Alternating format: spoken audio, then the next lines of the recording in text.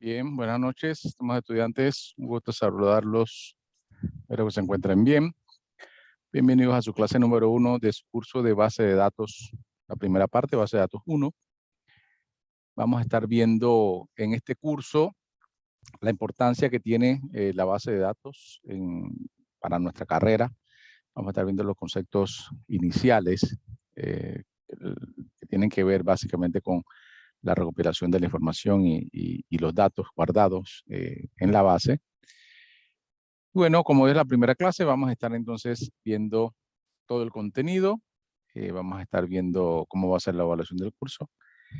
Y luego de presentar esto, les cedo la palabra para que me pregunten cualquier cosa.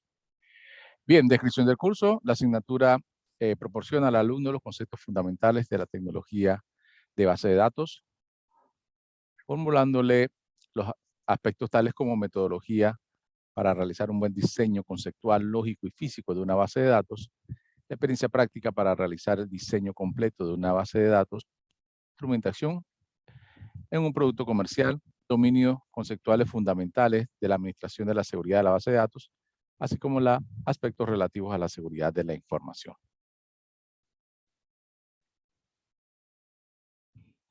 Bien, los objetivos generales de nuestro curso va a ser adquirir los conocimientos sobre las técnicas de base de datos, analizando los modelos de red, jerárquico, relacional y haciendo uso de las ventajas del administrador de base de datos.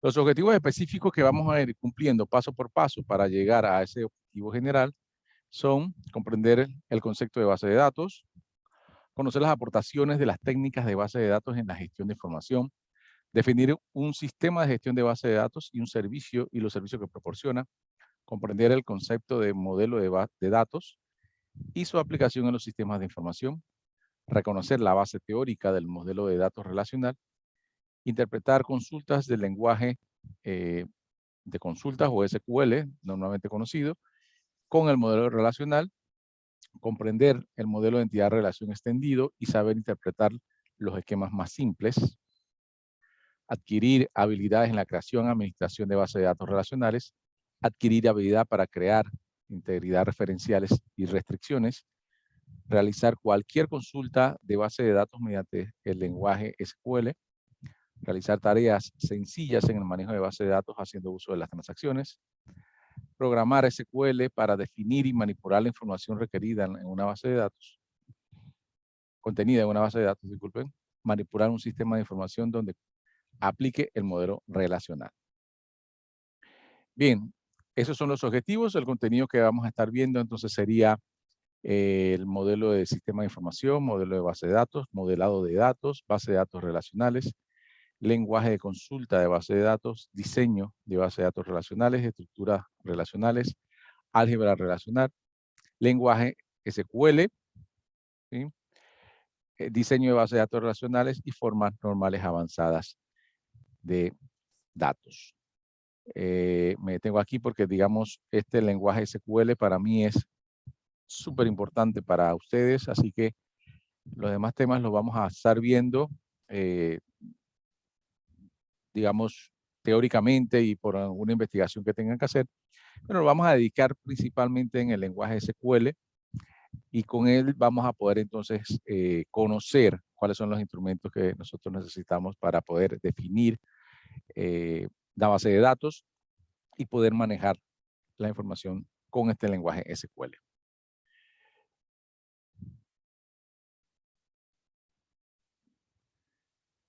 Bien, la evaluación del curso va a estar dada por estas actividades que tienen en pantalla. Va a haber una investigación que va a valer 10%, va a haber un quiz, que es un cuestionario en línea, va a valer 10%.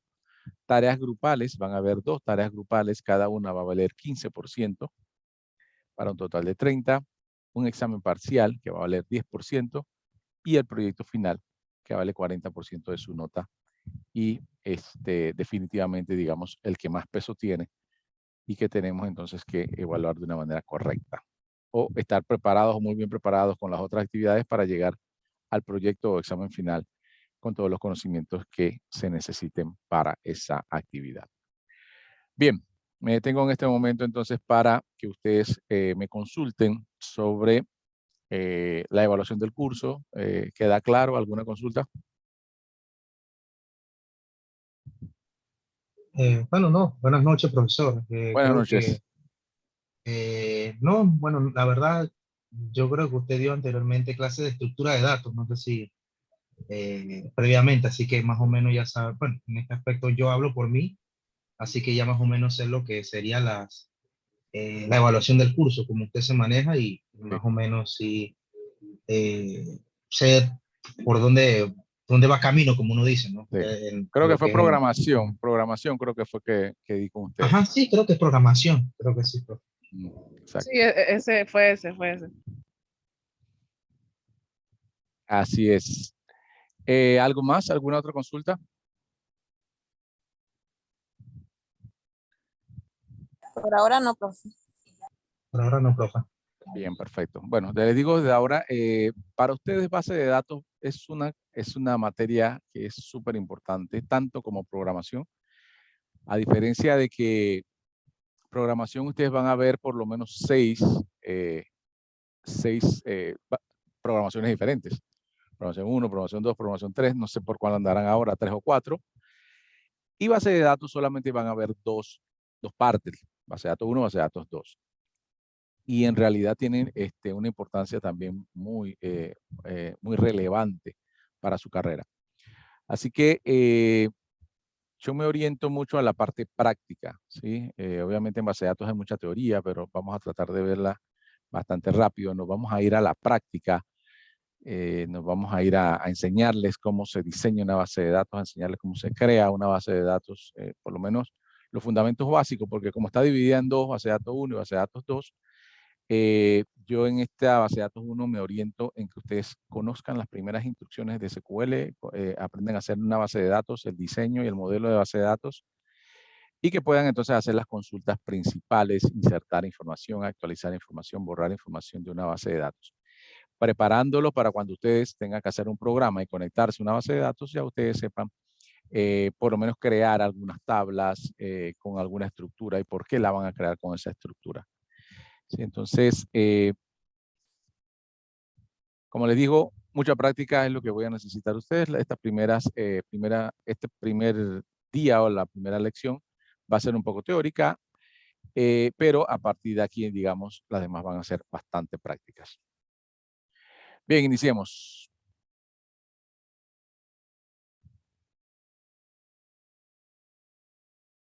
Primero, bueno, ¿qué son las bases de datos? Me gustaría que alguno me indicara qué tiene en mente, qué podría definir, cómo podría definir base de datos así, de lo que tenga en conocimiento, de lo que hayan oído.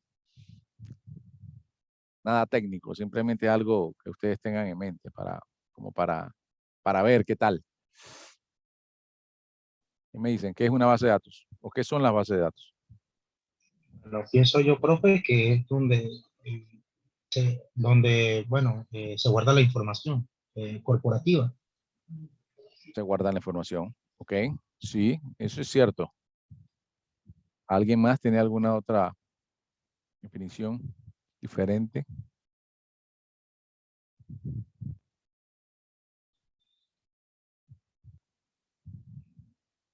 Bien, vamos a seguir. Efectivamente, sí, es guardar la información, es parte de lo que necesita o de lo que tiene que hacer una base de datos. Pero su definición, digamos, formal sería que una base de datos es un conjunto de datos pertenecientes a un mismo contexto y almacenados sistemáticamente para su uso posterior. ¿Sí? Ahí entonces sí, lo que dijo el compañero tiene toda razón, porque es almacenado, efectivamente es guardada la información para su posterior uso, ¿no? Evidentemente uno no la guarda por gusto, uno lo guarda precisamente para usarlo después. Pero uno de los puntos principales también es que es un conjunto de datos pertenecientes a un mismo contexto. ¿Qué significa? Significa que nosotros vamos a encontrar diferentes bases de datos porque son de diferentes contextos. Ejemplo, yo puedo encontrar una base de datos en la universidad. Seguramente, claro, me voy a la base de datos que tienen en ISAE y voy a poder encontrar información como estudiantes, notas, materias, carreras, facultades, profesores, créditos. Esos son los elementos que voy a encontrar seguramente en la base de datos de la universidad. Sin embargo, también me puedo ir a la base de datos de una empresa o de un almacén y me voy a encontrar con otros contextos, con otras cosas. Digamos, me voy a encontrar con inventario, producto, artículos, puntos de reorden, punto de venta, unidades vendidas, ¿sí? Entonces, ambas van a tener información, pero son contextos diferentes. Y lo importante, ejemplo, si nos vamos a la base de datos de la universidad, es que todo lo que mencioné tiene que ver con algo, con el área educativa, ¿sí? Es el mismo contexto, ¿sí? Estamos viendo materias, profesores, carreras, estudiantes, ¿sí? Son del contexto de la universidad, ¿sí? Entonces, todos tienen que tener entonces algún tipo de relación. Entre ellos se deben relacionar. Entonces, es el mismo contexto. Entonces, esa definición va por ahí. Datos pertenecientes a un mismo contexto, almacenados sistemáticamente para su posterior uso. Obviamente se guardan y luego se consumen de alguna manera. Bien. Pero si vemos esta definición, también podemos indicar, como dice aquí, que una biblioteca podría considerarse una base de datos. ¿Por qué? Porque está compuesta por documentos, textos, tesinas, muchos tienen que ver de los mismos contextos que están clasificados y están guardados para su posterior uso, porque uno va y quiere leerlos, los pide, los solicita y los lee. ¿Sí? Estoy hablando de una biblioteca de esos de los tiempos de antes, donde había un lugar físico donde uno iba, se sentaba y había que hacer silencio. ¿Sí? Bien, entonces esa biblioteca podría considerarse una base de datos. Pues sí, ¿sí? Porque cumple con esto. Estaban guardados, pertenecían a contextos, aunque sean diferentes, pero relacionados, y se podían usar posteriormente. Entonces, sí, la biblioteca era una base de datos. Sin embargo, evidentemente, nosotros lo que vamos a estar manejando más allá es bases de datos sistematizadas, bases de datos ya con la data guardada directamente en discos, con un sistema que va a estar manejando y administrando esos datos. ¿Sí? Entonces, esa es la definición de base de datos. Bien, vamos a estar viendo algunos conceptos fundamentales de bases de datos, o sea, digamos como para ir teniendo los contextos y los puntos claros para cuando vamos a la parte práctica ya los tengamos en mente. Un dato es una representación simbólica que puede ser numérica, alfanumérica, algorítmica, espacial o cualquier otra. De un atributo, una variable cuantitativa o cualitativa. Y los datos describen hechos empíricos, sucesos y entidades. ¿Sí? Un dato es la unidad básica de información. Y también podemos indicar que un dato aislado puede no contener información humanamente relevante. Un dato entonces es la mínima unidad de información. ¿Sí? ¿Qué significa esto? Que yo puedo tener un teléfono. 6112 2011. Ese es un dato. Un dato es una pequeña unidad de información. Pero un dato aislado como este, quizás no me diga nada. O sea, ¿qué yo hago con un teléfono? ¿Sí? Es un teléfono, un WhatsApp. ¿Qué es? Número de cuenta. No sé qué es. ¿Sí? Es un dato nada más. O sea, que en realidad no me dice nada. Un dato aislado no me dice nada. Sin embargo, si a ese dato también entonces le agrego un dato más, vamos a decir aquí María, y como la letra, pero es difícil escribir con estos teclados, con estos mouse. Si me dice María, entonces ya yo puedo ir atando cabos de que ese teléfono es de María, ¿ya? Y si me dice algo más, como que, no sé, cliente, o me da un dato así como cliente, yo dice, bueno, María es un nuevo cliente, ¿ya? Y yo entonces voy atando cabos con esos datos. Y me van, o sea, ya cuando empiezo a entender estos varios datos, que veo que es un teléfono, María, cliente, entonces ya yo puedo hilar como una información. Yo puedo decir, vaya, estos datos sí tenían relevancia uno con otros, y lo que quiere decir es que María es un cliente y me está dando un teléfono, yo la llamo y entonces voy a ver qué es lo que necesita de mí, si yo soy un consultor y yo puedo darle mi servicio de consultoría, mi servicio de project manager, mi servicio de creación de páginas web, lo que sea que haga, yo la puedo llamar y ofrecer. ¿Sí? Pero esos datos entonces es lo que me dan información. Datos unidos en un contexto, entonces me dan información. Y eso es lo importante que quiero que entiendan ahora. Un dato aislado, como vieron, el teléfono suelto, no me dice nada, pero ya cuando empiezan a llegar otros datos, empiezo a unir a unir esos datos, me da entonces una información. Así que la unidad básica o la unidad mínima de información se llama dato. Bien, para poner en práctica este tema de los datos y la información, vamos a hacer una pequeña actividad. Digamos que a muchos nos gusta el tema de la sopa de letras. Bien, ustedes me van a ayudar entonces a encontrar las palabras que están en esta sopa de letras. Dice, busque las palabras a la derecha que están en la sopa de letras. Hay 8 en sentido horizontal y 2 en sentido vertical. A ver, necesito que ustedes me ayuden a encontrar esas 10 palabras ahí en la pantalla. ¿Quién empieza o quién me va diciendo lo que encuentra? Profe, ¿son animales? Sí, pero dígame qué encontraron, a ver si voy. Cerdo, conejo, caballo, Ajá, gallina, ajá. pollito, cabra, gallo, Van 6, ¿quién más? ¿Quién más? Son 10. oveja, Oveja, pato, profe. pato, ok. Cabra, Cabra ya la mencionó la compañera. ¿Alguien más? Gallina, Gallina yo creo que ya la mencionó también. Faltan 2. conejo también, ¿no? Conejo es otro. Ajá. Faltaría 1. vaca ya está también. Acá yo creo que la compañera dijo acá. Bien, perfecto. Ahí encontraron entonces las palabras allí, y son precisamente las que están acá. ¿Sí? Ahí fue fácil de encontrar. Ahora, viendo esos datos que encontramos en la sopa de letras, ¿cómo ustedes les podrían poner de título a esa diapositiva?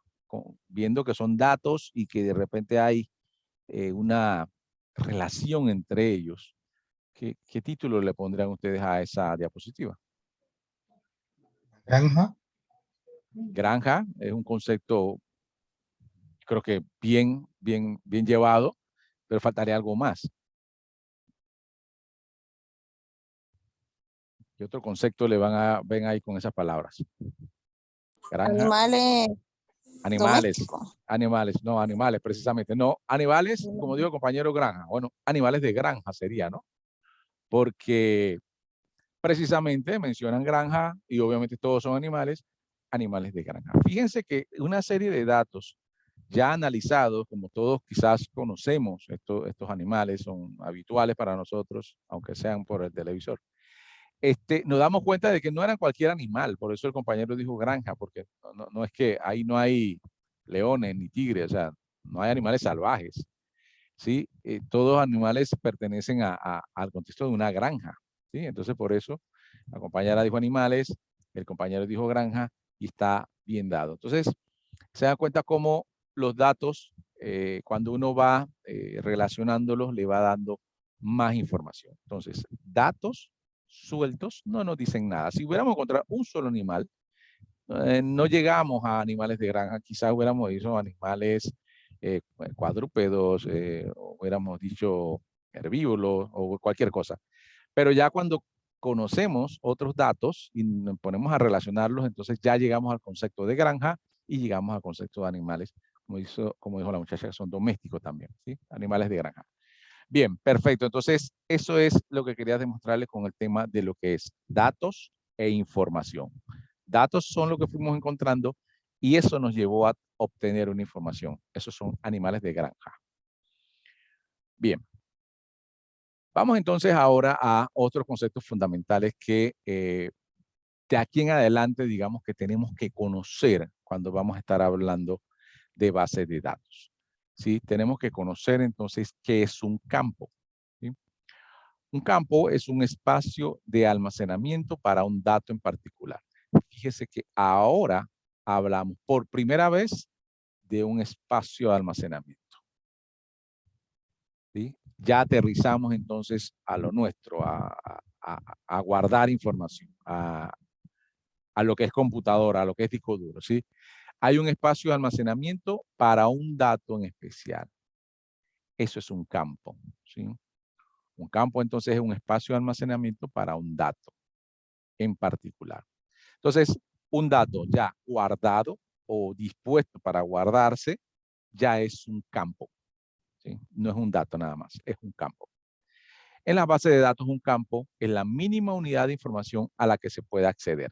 Fíjense que hace un momento hablamos de que el dato era la mínima unidad de información, pero el campo es la mínima unidad de información a la que se puede acceder. ¿Por qué? Porque como ya está guardado, ya nosotros podemos acceder y buscarla.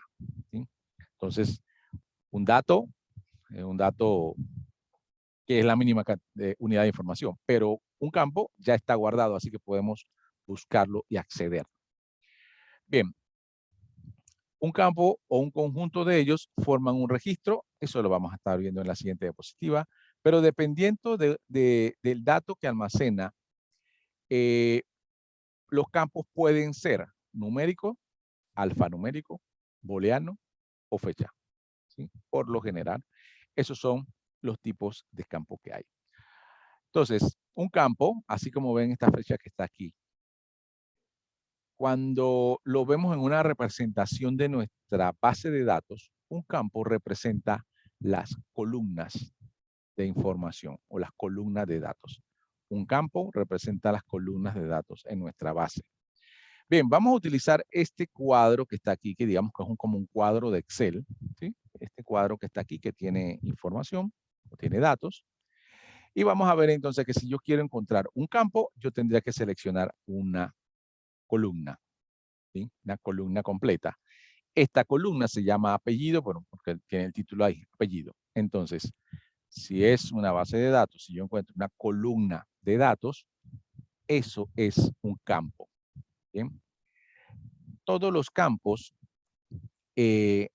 solo deben de tener un tipo de dato, ¿sí? O sea, si este campo apellido es de tipo alfanumérico, todos los datos serán alfanuméricos. O sea, no hay variación. Yo no puedo decir que un campo apellido más adelante se va a convertir en un campo numérico. No.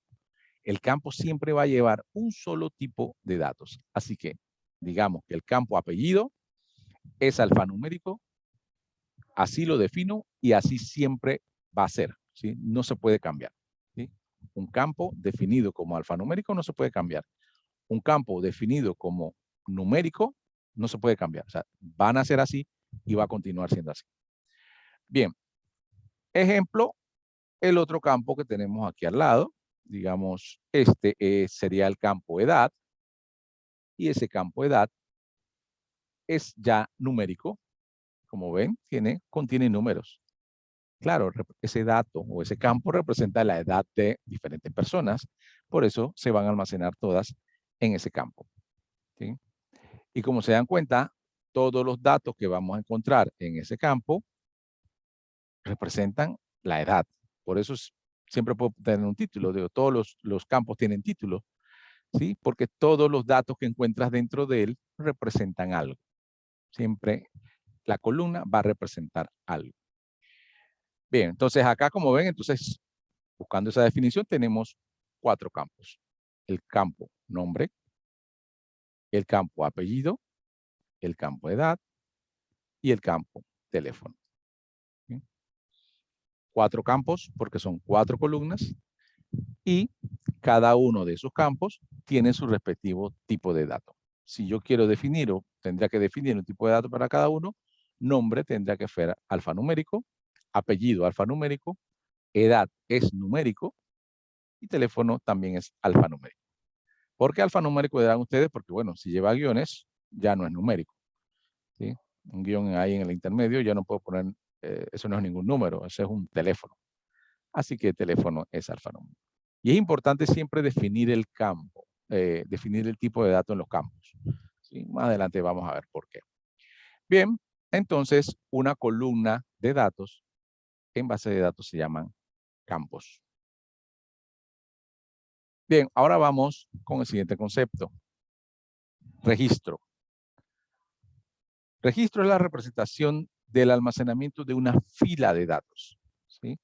Si hace un momento dijimos que el campo es la columna, los registros son las filas, o sea, todo esto que está aquí es un registro, ¿sí? Las filas son los registros. Así se va a llamar y así lo vamos a llamar nosotros de aquí en adelante. Cuando yo le digo, bueno, aquí tenemos 25 registros, ustedes saben que son 25 filas de datos. Bien, ahora, a diferencia de los campos, los registros, si se dan cuenta, pueden ser de diferente tipo. Por lo menos esto es alfanumérico, esto es alfanumérico, este es numérico y este es alfanumérico. ¿Ya?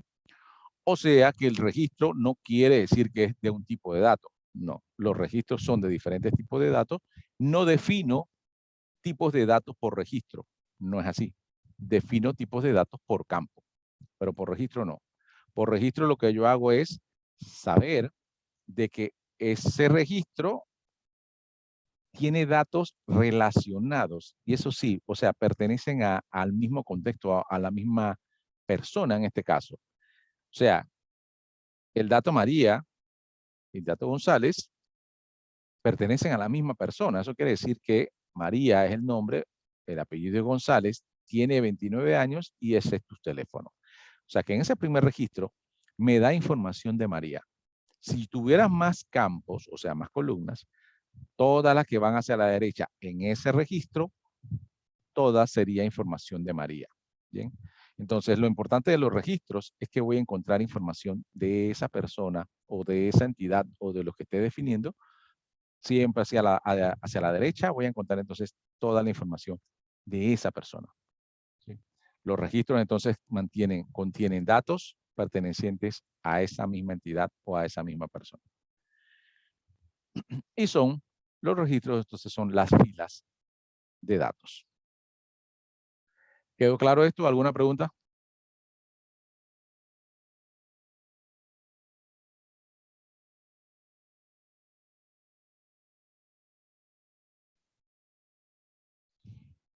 Bien. Ahora me gustaría comentarles los tipos de datos, los tipos de usuarios que vamos a encontrar dentro de las bases de datos, o los que utilizan o que usan la base de datos. Son 3 usuarios con 3 perfiles diferentes. Vamos a iniciar con el perfil número 1, que sería el programador de aplicaciones. ¿Sí? Dice que son aquellos profesionales en informática que interactúan con el sistema a través de DML, que DML lo vamos a ver más adelante, es un lenguaje de manipulación de datos.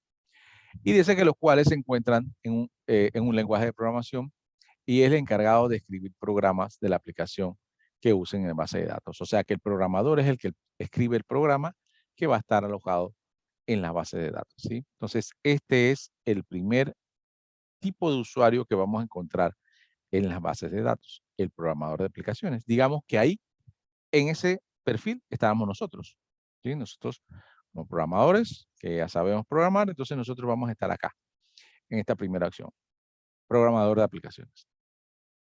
Bien, los segundos son los usuarios finales. ¿Qué son los usuarios finales? Son, bueno, los que están normalmente al frente de la computadora, ¿sí? Buscando información, digamos, los dependientes que están en las tiendas de ventas, digamos que vamos a ir a Claro o a Digicel a hacer un pago de nuestro celular o a buscar un chip o lo que sea. Esta persona entonces tiene una computadora al frente, me dice, dame su cédula.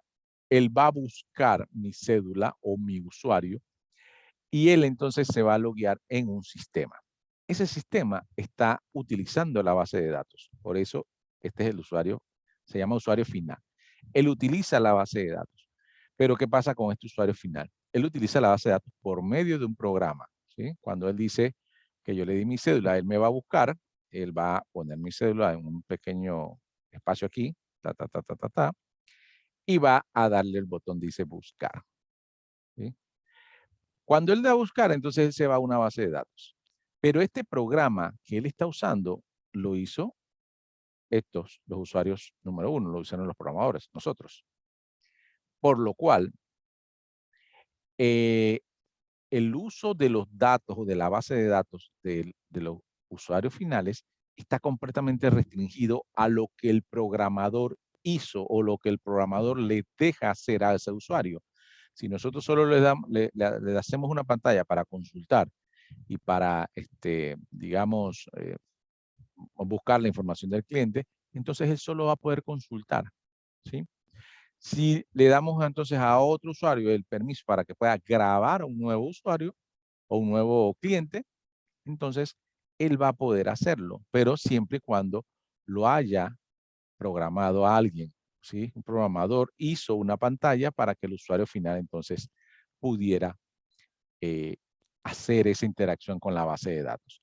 Por eso es que nosotros somos tan importantes para el conocimiento de base de datos, porque nosotros tenemos que hacer programas para que los usuarios finales consuman nuestros programas, ¿sí?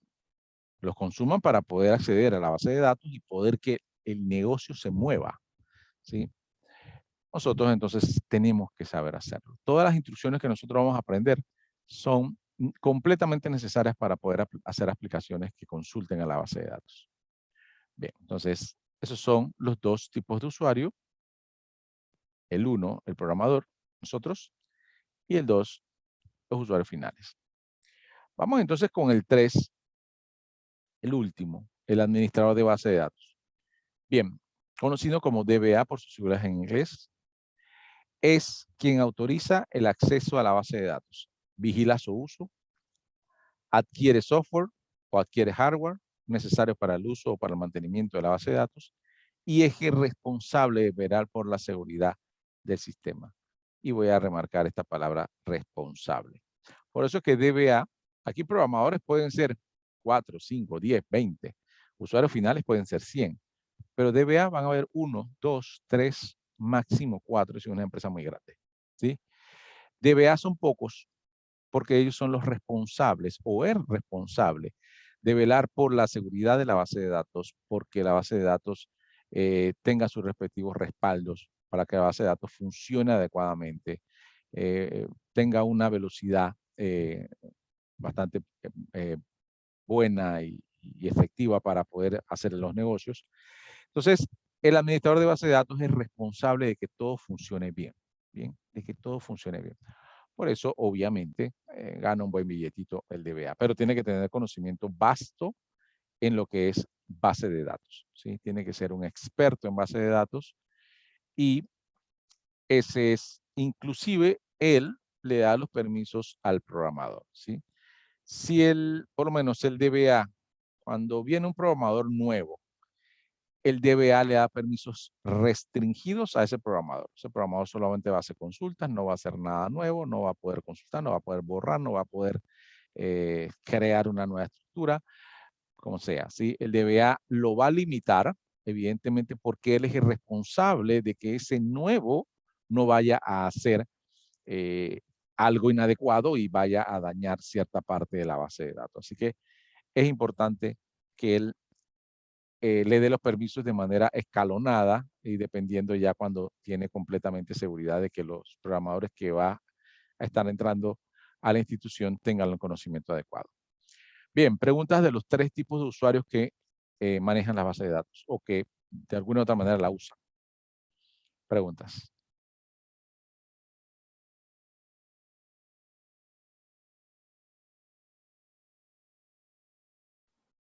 Profe, consulta. Sí. Entonces, ¿la posición del científico de datos básicamente es un DBA o es algo diferente? No. Él es, básicamente puede ser un usuario o está entre usuario y programador y va a depender, ¿no? Porque ese científico de datos lo que utiliza son software especializados para analizar la información que está en la base de datos, ¿sí? Entonces, él tiene un software o tiene varios software que buscan la información, se pegan a la data y empiezan a hacer análisis, ¿sí? Empiezan a hacer análisis. Esa persona entonces sería un usuario, básicamente, porque él no va a hacer programa, simplemente va a utilizar la base. Ya, obviamente, esa utilización va a ser con un nivel alto, un nivel técnico muy alto, ¿sí? Así que no sería un usuario final como tal, o sea, un usuario final solamente hay un cajero o lo que sea, pero igual es un usuario, ¿sí? Porque él a la vez no va a poder cambiar la base de datos. Él lo que hace es analizarla, mostrar resultados, inclusive podría buscar algunas deficiencias, pero no las puede cambiar. Si él las quiere cambiar, le va a tener que decir al DBA o a un programador, pero seguramente no la va a poder cambiar. ¿Sí? Entonces, entraría en el tema de usuarios finales, pero sería un usuario final obviamente con mucho conocimiento técnico. Listo, profe, gracias. Sí, ok. ¿Alguna otra pregunta?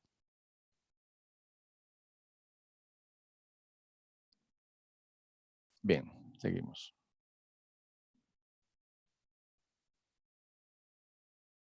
Hay unos conceptos que también debemos ir conociendo porque nos va a ser importante para los próximos temas que vamos a ir viendo, que son modelados de datos, ¿sí?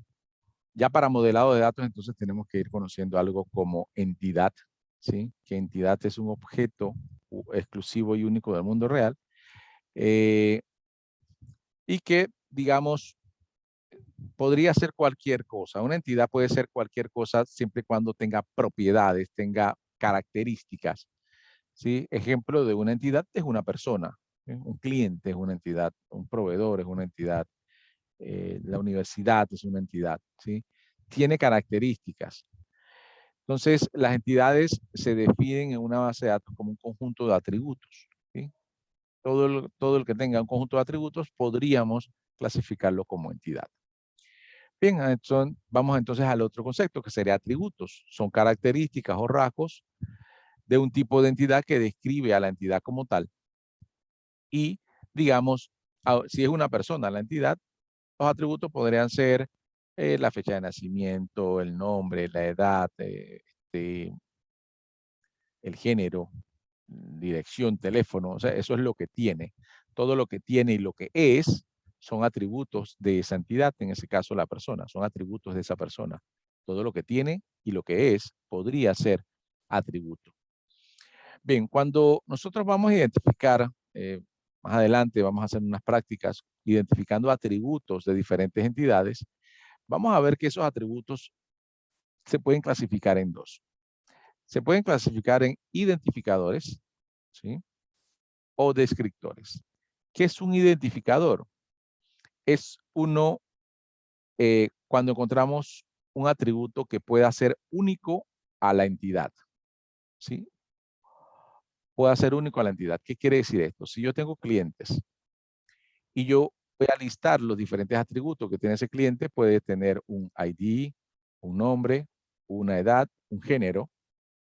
Yo quiero definir cuál de estos es identificador. Yo tendría que preguntarle cuál de esto hace único al cliente. ¿El género? No, porque yo puedo encontrar muchos clientes masculinos o muchos clientes femeninos, por lo cual no lo hace único. La edad, no, porque yo puedo encontrar muchos clientes de 25 años o de 26 o de 27. No lo hace único, porque puedo encontrar varios. El nombre se acerca un poco más, pero tampoco, porque si yo voy a una base de datos, seguramente busco Manuel y voy a encontrar por lo menos 35. No lo hace único. Pero si me voy con el ID del cliente, ahí ese sí lo hace único. O la cédula, digamos. Esa sí lo hace único, porque yo encuentro la cédula 8-487149 y voy a buscarlo y solamente voy a encontrar a un cliente con ese número. Eso significa que ese es mi identificador, mi atributo identificador, porque hace único al cliente. O sea, cuando a esos atributos le pongamos datos, ese dato lo hace único a él. Bien. Esto ahora se va a llamar atributo identificador, ¿sí? Cuando lo hace único. Todos los demás que no son identificadores son descriptores, ¿sí? O sea que nombre es descriptor, edad es descriptor, género es descriptor, ¿sí? Son atributos descriptores. Bien, más adelante, los identificadores los vamos a llamar llaves, que quizás esos ustedes han escuchado mencionar un poco sobre la llave de algunas bases de datos. Esos son nada más que los atributos identificadores que más adelante lo vamos a transformar y lo vamos a llamar llaves. Bien, entonces tenemos atributos identificadores y tenemos atributos descriptores. Bien. Quiero hablarles un poco entonces de los diferentes sistemas gestores de base de datos que podemos encontrar en el mercado hoy en día. Obviamente son algunos, porque hay muchos más. Bien, y vamos a darle entonces un pequeño recorrido a cada uno de ellos, viendo las características, ventajas y desventajas de cada uno. Bien, iniciemos con con MySQL. Y vamos a iniciar con no por coincidencia, sino porque específicamente MySQL, que es un sistema gestor de base de datos. Todos estos son sistemas gestores de base de datos transaccionales. Nosotros nos vamos a encargar de ver solamente las bases de datos transaccionales, porque esa es la que estudiamos aquí en la universidad, porque es la que usan el 96-97% de las empresas en el mundo. Nosotros entonces nos vamos a dedicar a esas. MySQL es un gestor de base de datos transaccional, creado ya hace 15 años aproximadamente. Y que es muy bueno. La verdad que el MySQL es muy bueno, tiene muy buenas propiedades, fácil de manejar, buenas herramientas administrativas, buenas herramientas de respaldo, buenas herramientas para todo el manejo de índices, procedimientos almacenados. Sí, el MySQL es muy bueno. Pero lo mejor que tiene MySQL es que es gratis, ¿sí? Entonces, en la parte monetaria, o sea, no hay que pagar ni un centavo, evidentemente, eso es lo que hace a MySQL uno de las bases de datos que se está utilizando más en todo lo que es aplicación de plataformas web o aplicaciones web o aplicaciones móviles. Porque el concepto de que sea es una base de datos que es muy portable, se puede alojar en cualquiera de los servidores, ya sea Unix o Windows, en servidores en la nube, y es gratuito, ¿sí? Entonces, muchos clientes lo están usando, se están haciendo muchas aplicaciones, porque es un costo menos que hay que tener en cuenta, ¿no? Se paga la aplicación, pero ya no se paga la base de datos, ya que utilizamos el MySQL gratuito. Por esto y por muchas cosas más, nosotros elegimos MySQL como nuestros gestor de base de datos que vamos a estar manejando en esta clase, ¿sí? En las clases de base de datos 1 vamos a ver entonces MySQL. Otra de las razones es porque la instalación del mismo en cualquier máquina regularmente que tenga algunos recursos por lo menos, se puede instalar sin ningún problema, ¿sí? Esa es una de las razones principales por las cuales la escogí, porque veo que es mucho más fácil instalarla y tiene casi todas las propiedades de lo que necesito explicar, ¿sí? Si estuviéramos directamente en los laboratorios de la universidad, quizás nos dedicáramos a ver SQL Server, que es este de acá abajo, de Microsoft. Sin embargo, la instalación es un poquito, me parece que un poco más complicada y el mantenimiento también. Así que prefiero a esta modalidad virtual trabajar con MySQL. Así que ahí les voy a dejar en la plataforma, les dejo colgada un instructivo para instalar MySQL y para descargarlo e instalarlo en sus máquinas para el uso posterior. A partir de la próxima semana ya lo vamos a estar usando, esta semana no. Bien, MySQL es un buen gestor de base de datos, principalmente, como ya les dije, no se paga. Access también es muchos lo dicen pseudo gestor de base de datos, pero bueno, se clasifica como gestor porque tiene sus herramientas administrativas también.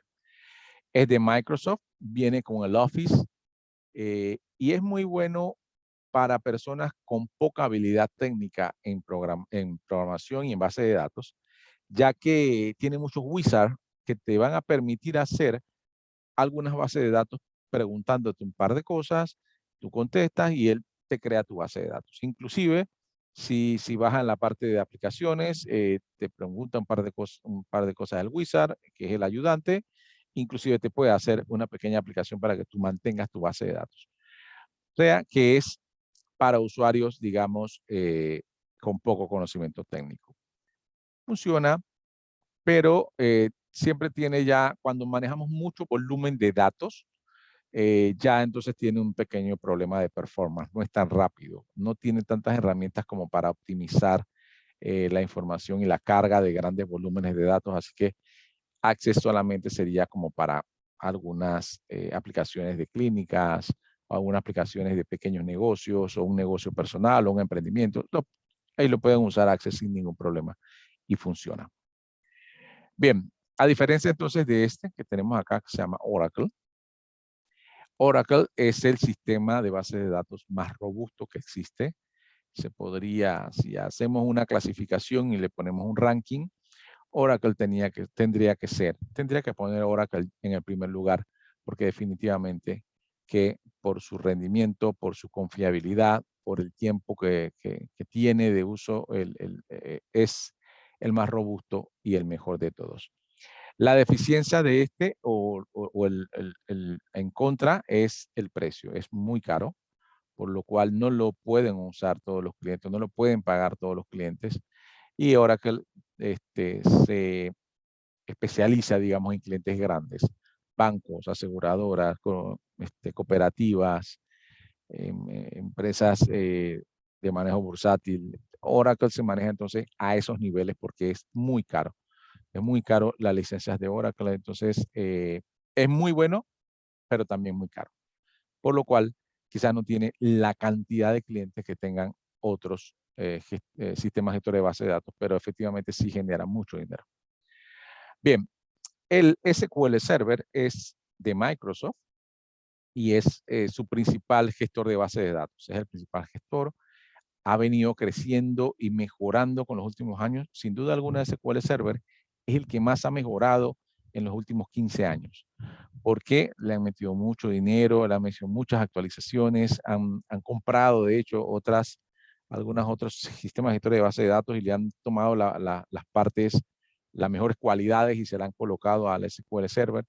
Y SQL Server podría decirse que es uno de los que más ha crecido y tiene muchísimos clientes y hoy por hoy le podría hacer un poco de competencia a Oracle en la parte de manejo de grandes volúmenes de datos. ¿Sí? SQL tendríamos que ponerle 2 ganchitos, es muy, muy bueno y no es tan caro como el Oracle. Obviamente sí hay que pagar por licencia. Hay licencias gratuitas, pero no todos los recursos y hay que pagar, pero no tanto. Así que por eso se ha llevado una gran cantidad de clientes SQL. Está PostgreSQL, está Postsheet, que también son gratuitos y han en los últimos años tomado bastante parte del mercado por el tema de que son gratuitos. Estos son algunos de los sistemas gestores de base de datos. Se los mencioné porque parte de las actividades que tienen ustedes esta semana es precisamente esto. Una de las actividades va a ser hacer una investigación de diferentes gestores de base de datos. Creo que son 4. Van a averiguar sobre 4 gestores de base de datos. Pueden ser estos que están aquí, o pueden ser nuevos, o pueden tener 2 de aquí y 2 nuevos, como quieran. No los limito. 4 sistemas gestores de bases de datos van a colocar sus características, sus ventajas y sus desventajas. Van a averiguarlo o investigarlo y me lo van a presentar entonces en una investigación. Eso entonces sería para la próxima semana. Obviamente ustedes van a leer esa investigación y la próxima semana entonces hablamos un poquito sobre esos sistemas gestores que averiguaron. Vamos a ver entonces qué es un sistema gestor de base de datos. ¿Sí? Un sistema gestor de base de datos es básicamente, lo van a encontrar mucho en internet por sus siglas SGBD, ¿sí? O sus siglas en inglés BDMS. Mucho más lo van a encontrar con BDMS, obviamente por sus siglas en inglés Database Manager System, y SGBD es igual, pero en inglés, sistema gestor de base de datos. Y es un software que permite a los usuarios procesar, describir, administrar y recuperar los datos almacenados. Fíjense entonces, sus funciones son procesar, describir, administrar y recuperar los datos almacenados en la base de datos. ¿Sí? Eso es lo que hace. Normalmente cuando nosotros conocemos o dicen qué bases de datos tú manejas o qué base de datos tú has manejado en tal empresa o qué base de datos manejas en esa empresa, no le preguntan por la base de datos, sino que le preguntan por el sistema gestor de base de datos. ¿Sí? O sea, cuando hablan de base de datos, en realidad están hablando del sistema gestor, porque es un software. SQL Server es un software. MySQL es un software. Entonces, la gente pregunta por base de datos, pero en realidad es por el motor, que también se le conoce como motor, que es el sistema gestor de base de datos.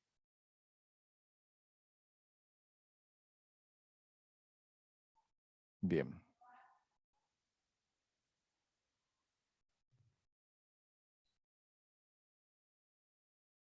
Bien, los sistemas gestores de bases de datos. El éxito de los sistemas gestores de base de datos reside en mantener la seguridad e integridad de los datos. Lógicamente, tiene que proporcionar herramientas a distintos usuarios. Entre las herramientas que proporcionan las bases de datos, para poder llamarse base de datos, tiene que tener entonces mínimamente estas herramientas. Herramienta para la creación y especificación de los datos, así como la estructura de base de datos. Herramienta para administrar y crear estructura física requerida en las unidades de almacenamiento. Herramienta para la manipulación de los datos a la base de datos, ya sea añadir, modificar, suprimir, consultar datos. Herramienta para la recuperación en caso de desastres, herramienta para la creación de copias de seguridad, herramienta para la gestión y comunicación de datos. Estas son las herramientas que mínimamente debe tener todo sistema gestor de base de datos. Si no la tiene, entonces no se podría clasificar como sistema gestor de base de datos. Bien, dentro de estas herramientas, les voy a indicar desde ahora que voy a trazar una línea aquí. A ver qué tal recta me sale. Ahí. Estas herramientas que están del lado de acá son las que nosotros vamos a ver en bases de datos 1.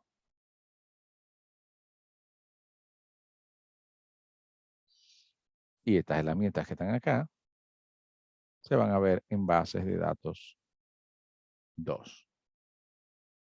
O deberían verse en bases de datos 2.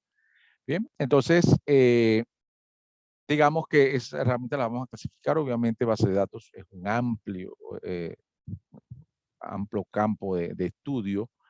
Entonces, vamos a dividirlo así. Bases de datos 1, por el tema de tiempo, vamos a ver entonces todo lo que son la especificación de las estructuras de datos. Eso vamos a empezar a verlo la próxima semana.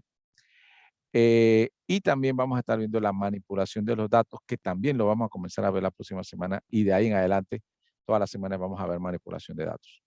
¿Sí? Y en base de datos 2, entonces ya se especifica un poquito más los temas administrativos, como hacer backup, restaurar backup, ver lo que son transacciones, etcétera, etcétera. Bien, entonces las funciones del DBMS son las funciones de descripción, lo vamos a estar viendo nosotros, las funciones de mantenimiento, todas las vamos a estar viendo nosotros, y las funciones de control. ¿Sí? La descripción crean las estructuras, la manipulación manejan datos, y las funciones de control son básicamente administrativas para que el DBA pueda mantener y administrar la base de datos. Bien.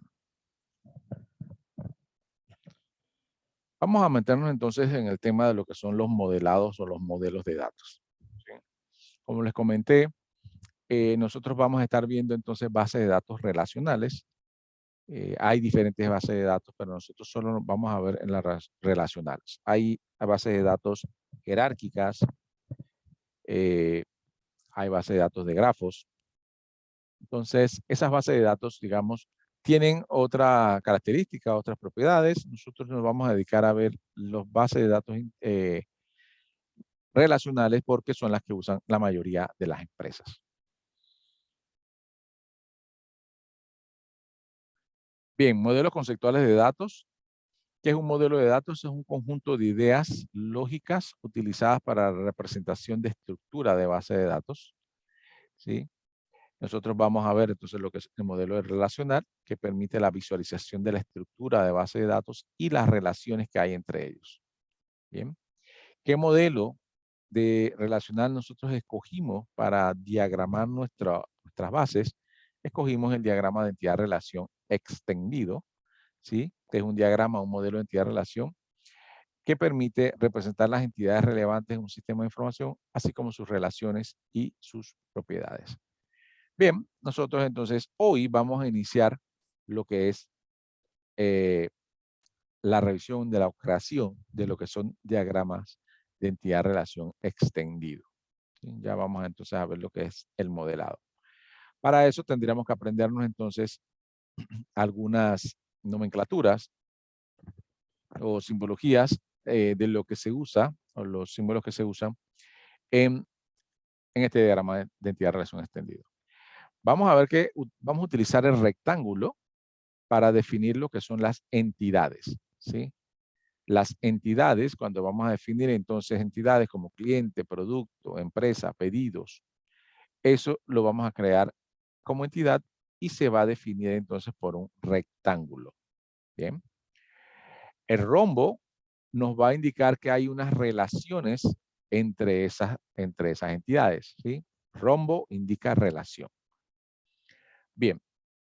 La línea recta, obviamente, lo que indica es la unión, ¿sí? Básicamente, nosotros vamos a llevar una línea recta de extremo a extremo entre una entidad y otra, y eso quiere decir entonces que se unen, ¿sí? De alguna manera se unen. Y cuando estemos encontrando atributos, vamos a utilizar entonces el óvalo o la elipse, como le quieran decir. Cuando encontremos un atributo principal, ¿sí? O clave primaria, como se le dice, entonces usamos también una elipse, un óvalo, pero tenemos que pintarlo de manera diferente, tenemos que hacerlo ver diferente con respecto a los demás para poder saber que es un atributo identificador o una clave primaria.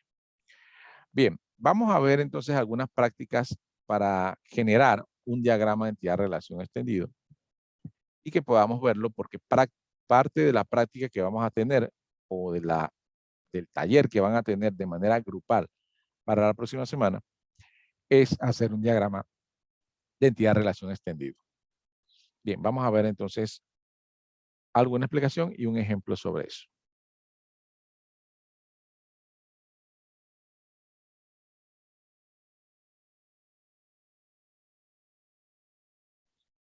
Bien. Para hacer un diagrama de entidad-relación extendido, lo primero que tendremos que ver es definir las entidades. En este caso, en este ejemplo, estamos definiendo dos entidades, la entidad cliente y la entidad pedido. Para la entidad cliente, entonces, como ya vamos a empezar a hacer el diagrama de entidad-relación extendido, de una vez lo que nosotros vamos a hacer es encerrar esa entidad en un rectángulo, ¿sí? Ponemos cliente en el centro y lo encerramos en un rectángulo. Eso nos indica inmediatamente que es una entidad, ¿sí? Luego vamos a ir creando entonces los diferentes atributos. Para eso nosotros pensamos, a ver, ¿qué es lo que tiene un cliente? Entonces vamos diciendo, bueno, el cliente tiene un ID o una cédula, el cliente tiene un nombre, el cliente tiene una edad y el cliente tiene un género. Bien. Yo puedo seguir colocando acá, el cliente tiene un teléfono, el cliente tiene una cédula y el cliente tiene una dirección. Bien. Una vez establezca los atributos, lo que voy a hacer es con las líneas, uniendo entonces las entidades con los atributos, voy uniéndolos, todos deben unirse, para que no quede suelto, deberían unirse entonces a la entidad para que sepa que le pertenece a él. O sea, estos atributos o características que tiene el cliente le pertenecen al cliente, ¿no? No pueden quedar sueltos por ahí porque entonces No se sabe a quién le pertenece. Una vez haga esto, coloque en rectángulo la entidad, le liste los atributos a los lados, lo encierre en un rectángulo, una elipse, y luego los una con una línea recta, ya yo terminé, digamos, esa entidad. Hasta ahí llegó esa entidad, no tengo que hacerle más nada. Bien, vamos ahora con la otra segunda entidad que se llama pedido. Hago lo mismo. La encierro primero en un rectángulo. Pedido, lo encierro en un rectángulo. Después voy listando los atributos que va a tener ese pedido. El pedido, digamos que tiene un ID de pedido, tiene una fecha en que se hizo el pedido, una cantidad de artículos pedidos, digamos, y un monto total. ¿Sí? También puede tener, no sé, la sucursal, ejemplo. ¿Sí? Bien, una vez tenga esos atributos ya colocados en una elipse, entonces yo voy con una línea recta y los uno a la entidad para saber entonces que esos atributos corresponden a esa entidad. Ahí está. Hasta ahí entonces terminé. De dibujar, digamos, la entidad con sus atributos. Eso es lo primero que tengo que hacer, dibujar la entidad con sus respectivos atributos. Bien, viene la otra parte entonces. Una vez hecho esto, yo voy a venir aquí en la parte de abajo, perdón, disculpe, se me fue. Voy a venir aquí en la parte de abajo y voy a colocar entonces aquí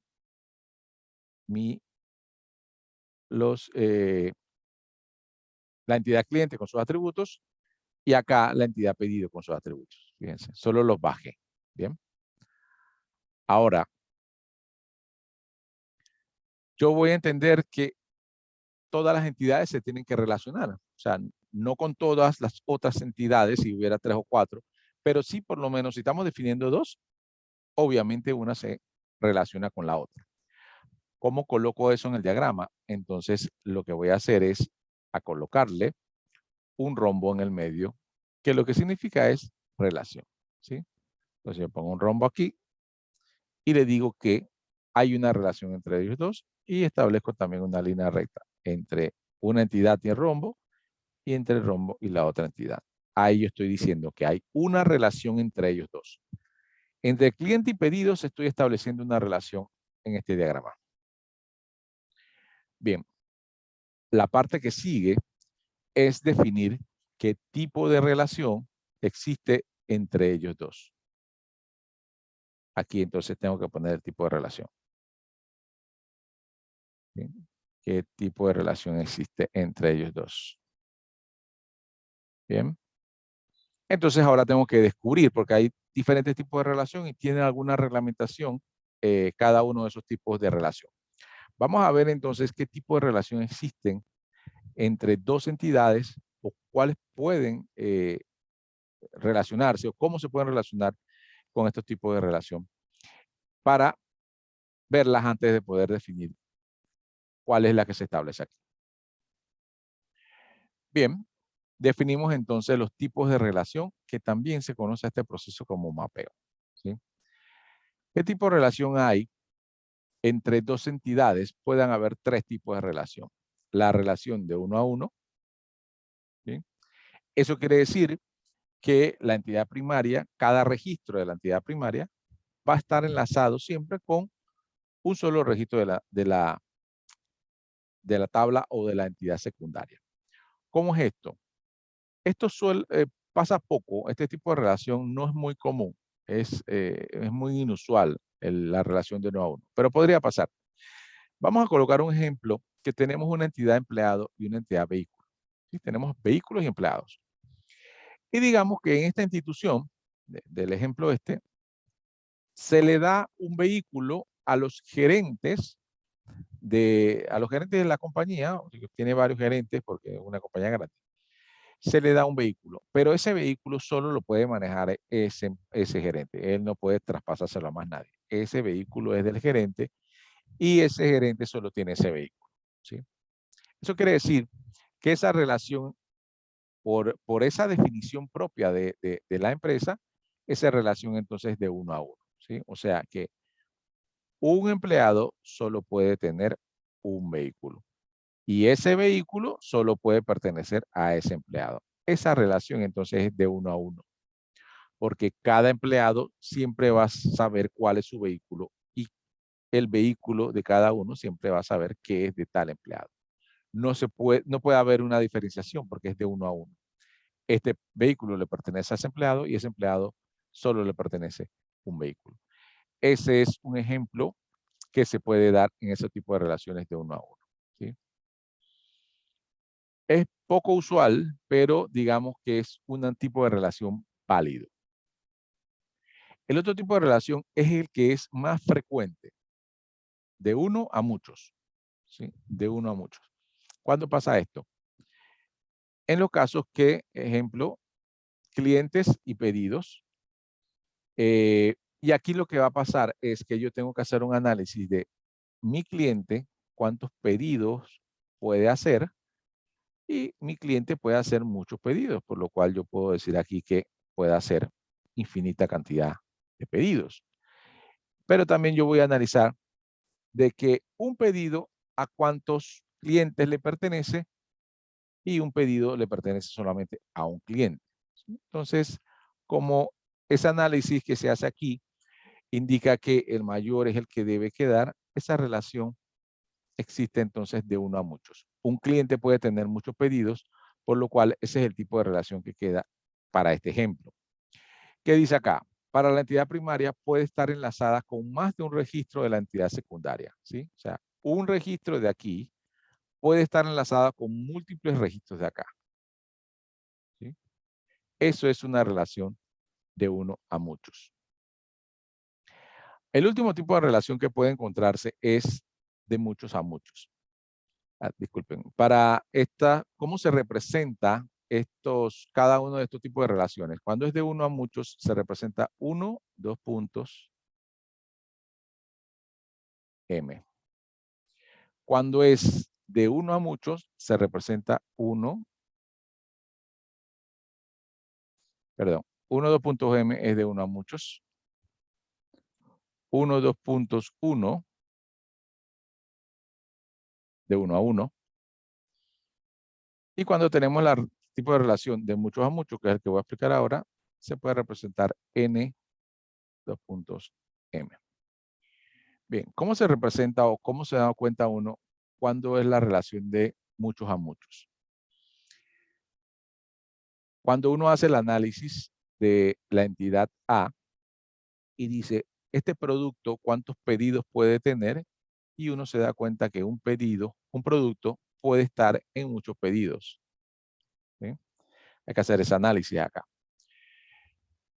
Y el análisis hay que hacerlo entonces también en vía contraria. Un pedido a cuántos productos, un pedido cuántos productos puede tener y un pedido definitivamente que puede tener muchos productos. Por lo cual, cuando analizamos la relación que hay entre ellos de derecha a izquierda y de izquierda a derecha, ambos son de 1 a muchos. Eso quiere decir que la relación que hay entre estos dos, entre productos y pedidos, es de muchos a muchos. ¿Sí? Ese tipo de relación es de muchos a muchos, tal como dice acá. Para la entidad primaria, cada registro puede estar enlazada con más de registros de la tabla secundaria, pero a su vez, los registros de la tabla secundaria pueden estar enlazadas con varios registros de la entidad primaria, ¿sí? O sea que ellos se relacionan muchos registros de la izquierda con muchos registros de la derecha y muchos registros de la derecha se relacionan con muchos registros de la izquierda. Y les comento que este tipo de relación no le gusta a las bases de datos. Le desagrada por completo. Cuando encontramos este tipo de relación en nuestro diagrama, tenemos entonces que hacer algo. Dice acá, por esta razón se necesita crear una entidad intermedia que relacione ambas claves de la entidad. Eso significa que cuando encuentro ese tipo de entidad, ese tipo de relación, yo lo que hago es creo una entidad intermedia aquí. Y lo que hago es que entonces relaciono este producto con esa entidad intermedia y este pedido con esta entidad intermedia. ¿Sí? Ya que ellos no se pueden relacionar entre ellos porque no es justo. La base de datos no lo va a querer hacer. ¿sí? Digamos que son como si fueran enemigos, no se pueden ver. Entonces hay que ponerle un intermediario aquí. Un intermediario para poder que ellos se puedan ver. Se llama entidad intermedia. ¿Sí? Cuando encontramos este tipo de relación de muchos a muchos, entonces tenemos que colocar una entidad intermedia. Bien, eso lo vamos a ver en un ejemplo más adelante. Sabiendo entonces los tres tipos de relación que existen o que pueden existir en las bases de datos relacionales, nosotros, bueno, esta es una representación que hace Access para los tres tipos de relaciones, ¿no? De uno a uno, de uno a muchos y de muchos a muchos. Como ven de muchos a muchos, automáticamente se le inserta una tabla o entidad intermedia en el medio. Bien. Siguiendo con el ejemplo, entonces, aquí el análisis que habíamos hecho ya es que clientes y pedidos, la relación que hay entre ellos es de uno a muchos, ¿sí? Esa es la mejor tipo de relación que podemos encontrar en la base de datos. No tiene ningún conflicto. De uno a muchos está bien. Y en el diagrama se ubica arriba del rombo. El tipo de relación se coloca aquí así, de uno a muchos. De 1 a m, 1, 2 puntos m o 1, 2 puntos n, está bien. Bien, pero la regla dice que una vez establezcamos la relación, entonces la llave primaria o el identificador único de esta entidad va a ser trasladado hacia hacia la otra entidad y le va a colocar, o sea, hay que copiarlo acá. ¿Sí? Lo copias. No es que desaparece de clientes, no. Solo se copia y se traslada acá. Se coloca ahí, también se pinta un color diferente y a partir de ahí, y eso nace a raíz de la relación. Una vez sepamos que la relación es de uno a muchos, eso es lo que se hace. Se traslada la llave primaria de la entidad que se marca como 1, se lleva entonces hacia el otro lado. A partir de ahí, entonces, ese campo se va a llamar, o ese atributo se va a llamar clave foránea o clave secundaria. Foránea, ¿por qué? Porque evidentemente no nació del análisis que se hizo de pedidos, sino que nació de la relación que tuvo con clientes. Tiene una relación con clientes, es de uno a muchos, entonces se traslada el campo hacia acá. Eso quiere decir entonces que es una clave foránea o llave foránea. Bien, nosotros vamos a hacer obviamente un ejemplo de esto, porque bueno, a la primera sí quizás no es tan fácil de captar, pero les consulto si tienen entonces alguna pregunta sobre el diagrama de realidad, entidad relación extendido.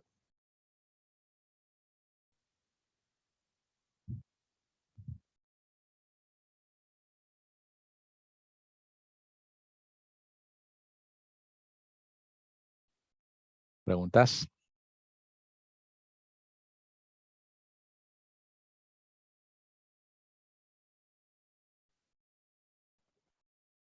Ok, consulta. En mi trabajo utilizamos lo que es el Active Directory.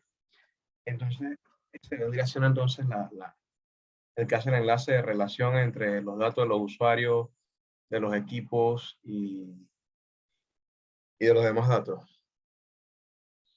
Ok, el Active Directory en realidad es un directorio, o sea, digamos una aplicación que hace Windows o Microsoft, precisamente, para manejar todos los datos de los usuarios y que indistintamente de las aplicaciones que uses, todos los datos estén almacenados en un solo lado, centralizados en la organización. Se usa mucho más en las organizaciones grandes. Entonces, para que tú entres con el mismo password, con el mismo usuario, que si te van a hacer un cambio de password, tú lo hagas en un solo lugar y en diferentes aplicaciones cuando tú vas a ingresar ya esté el cambio hecho, o sea, que no tengas que entrar como a diferentes lugares a cambiar. Entonces, Microsoft lo que hizo fue como que unificar todo en un solo lado y por eso le puso un directorio activo o el Active Directory, un directorio activo. No es una base, o digamos que es una aplicación como tal, es una aplicación que maneja todos los datos de los usuarios, ¿sí? Es una pequeña base de datos que maneja autónomamente en el Microsoft, ¿sí? Quizá no tenga mucho que ver con esto, pero sí es una pequeña base de datos que tiene que ver solamente con los usuarios. Entonces él maneja todo lo que es el tema de usuario. Y entonces lo hace para que los demás se olviden de manejar usuarios y se dediquen entonces o consuman el Active Directory. De hecho, aplicaciones externas pueden usar el Active Directory sin problemas. Y así entonces los usuarios cuando están usando Windows y después tienen que ir a usar otra aplicación, no tengan que estar recordando qué usuario y qué contraseña, sino que usan la misma de Windows, ¿sí? Para eso se hizo. Así que es una pequeña aplicación que maneja una base de datos dedicada a los usuarios. Eso es lo que es el Active Directory. ¿Sí? Pero sí, es una pequeña base de datos. Es una pequeña base de datos. Bien, estimados, voy a dejar de compartir para compartir la plataforma de ustedes y veamos las actividades que tienen esta semana. ¿Sí?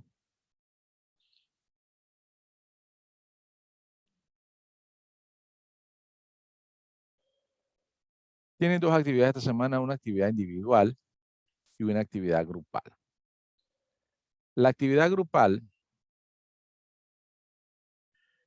pueden ser alrededor de 3 o 4 integrantes por grupo. ¿Sí? 3 o 4 integrantes por grupo. Así que ustedes harán sus grupos para entregar entonces su actividad. Bien, vamos a las tareas. Vamos a aplicarles la individual primero.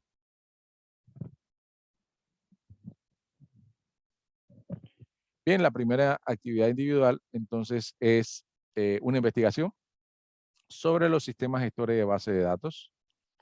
Dice, investigue 4 sistemas gestores de base de datos, ¿sí? ¿Qué van a investigar de cada uno de esos sistemas gestores de base de datos? El nombre del gestor, las características que tiene, las ventajas que tiene y las desventajas que tiene. Cada uno, ¿sí? Cada uno. Bien, ahora en las investigaciones que yo solicito, siempre las limito o las restringo porque obviamente yo no quiero que busquen una investigación, me la copien completa y me la envíen. Necesito que ustedes la trabajen, ¿sí? Entonces, la investigación va a tener un mínimo de páginas de 7 y un máximo de páginas de 8. De contenido, ¿sí? Solo contenido, o sea, la investigación como tal. La introducción, la presentación y todo eso son páginas aparte. Entonces, mínimo 7, se lo estoy indicando aquí, mínimo 7, máximo 12. ¿Sí?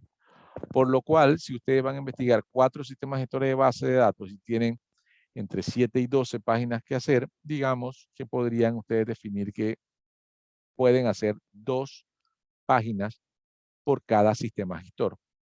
2 páginas por cada sistema gestor, máximo 3 en alguna que otro caso. ¿Sí? Si hacen 2 páginas por cada gestor y son 4 gestores, van a ser 8 de contenido y eso cumple con lo que le estoy pidiendo de entre 7 y 12. ¿Sí? Ahí van a buscar características, ventajas y desventajas. O sea, van a buscar MySQL, buscan las características de MySQL, cuáles son las ventajas y cuáles son las desventajas con respecto a otros sistemas gestores y la colocan allí. Pueden ponerle una imagen del sistema gestor y todo eso ahí bien bonito y hacen su investigación. Bien, van entonces a colocar también una introducción y una conclusión. Bien, la introducción y la conclusión no pueden ser copiados de ningún lado, ¿sí?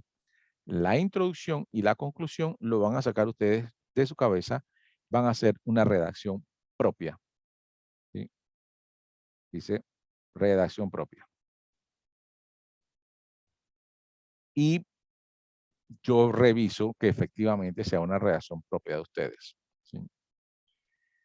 Busco en todos los lugares, y tengo algunas aplicaciones que me ayudan a eso, a ver si alguien se copió la introducción o la conclusión de algún lado.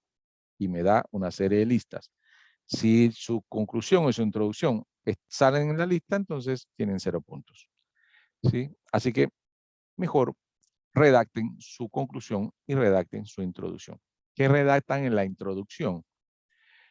Ustedes lo que hacen en la introducción es introducir su trabajo, ¿sí? Van a decir ahí qué es lo que están buscando, van a decir ahí qué es lo que voy a ver yo en el contenido, un pequeño resumen de lo que voy a ver en el contenido. Ustedes están introduciendo su trabajo para el lector, que en este caso el lector voy a ser yo. Yo voy a leer la introducción que ustedes me van a hacer de su trabajo. O sea, que ustedes me van a decir un poquito qué es lo que viene, qué es lo que voy a leer. ¿Sí? Esa es la introducción. Y la conclusión, bueno, que ustedes aprendieron o concluyeron de lo que leyeron en su investigación. ¿Sí? ¿En qué les sirvió? ¿Cómo los ayudó? Esa es la conclusión.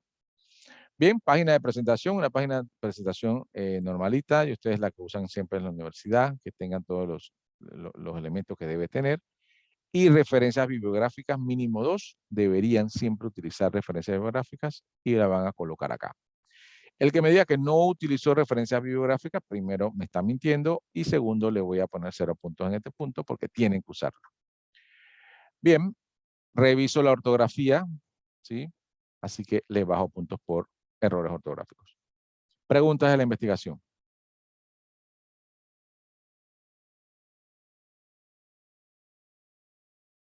Preguntas. No, profesor. No, de momento no. Bien, perfecto. Tienen hasta el 21 de marzo para entregarlo y esta es una nota que suma 10% a su nota final. ¿Sí? Entréguenla a tiempo, entréguenla con los parámetros que yo digo aquí y no van a tener ningún problema.